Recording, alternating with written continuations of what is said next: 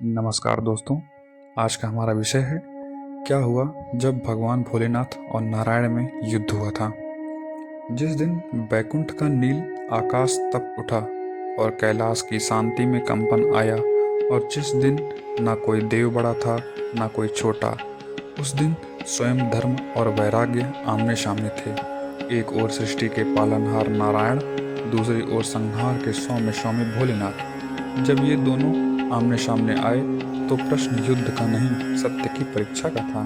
यह कथा उस समय की है जब सृष्टि अपने संतुलन पर थी। देवता, ऋषि, गंधर्व सभी अपने अपने कर्तव्यों में लीन थे, किंतु एक प्रश्न बार बार ब्रह्मांड में गूंज रहा था। सर्वोच्च कौन है? कुछ कहते थे नारायण ही सर्वोच्च है, तो कुछ का मानना था महादेव से बढ़कर कोई नहीं। यह प्रश्न केवल अहंकार का ही नहीं था, बल्कि भक्तों की श्रद्धा और मार्गदर्शन से जुड़ा था।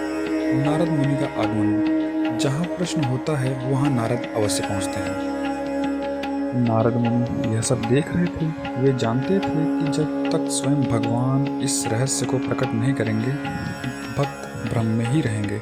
नारद मुनि पहले बैकुंठ पहुँचे। भगवान विष्णु शेषनाग पर विराजमान थे।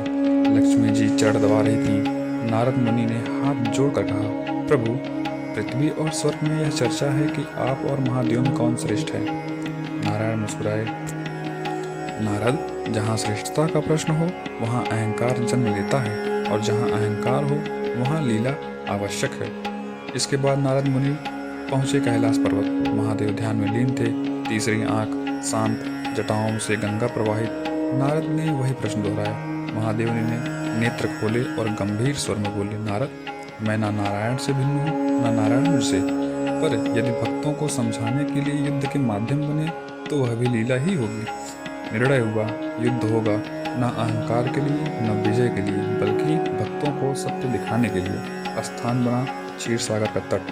देवता, ऋषि, सिद्ध सभी साक्षी बने। महादेव ने त्रिशूल उठाया। डमरू की ध्वनि से दिशाएं कांप उठी। भस्म से लिपटा शरीर, पर नेत्रों में केवल करुणा। नारायण ने सुदर्शन चक्र धारण किया। पीताम्बर लहराया। शंखनाद से आकाश गूंज उठा। महादेव ने त्रिशूल फेंका। त्रिशूल हवा में बढ़ा, पर नारायण ने सुदर्शन से उसे रोक लिया। सुदर्शन और त्रिशूल की टक्कर से समय थम सा गया। समुद्र उफनाने लगी। पर्वत कांप उठे। देवताओं के मुख से सूख गए। ब्रह्मा जी चिंतित हो उठे।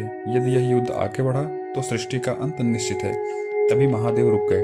उन्होंने त्रिशूल नीचे रखा। नारायण भी स्थिर हो गए। दोनों एक दूसरे को देखने लगे, न शत्रु की दृष्टि से बल्कि आत्मा की दृष्टि से। अचानक प्रकाश फैला। नारायण के हृदय से महादेव प्रकट हुए और महादेव के हृदय से नारायण। तभी आकाशवाणी हुई, जो शिव है वही विष्णु है, जो विष्णु है वही शिव है। वेद केवल दृष्टि का है, सत्य एक ही है। देवता समझ गया, शिव बिना विष्णु अधूरे हैं, विष्णु बिना शिव अधूरे हैं। एक संहार है तो दूसरा पालन, एक मौन है तो दूसरा मर्यादा। नारायण बोले, भोलेनाथ आप वैराग्य हैं। महादेव मुस्कुराए, और आप धर्म।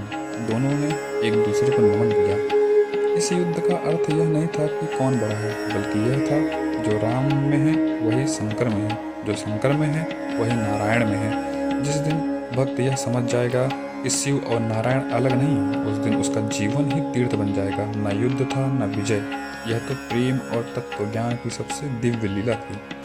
धन्यवाद। हर हर महादेव। जय श्री नारायण भगवान की।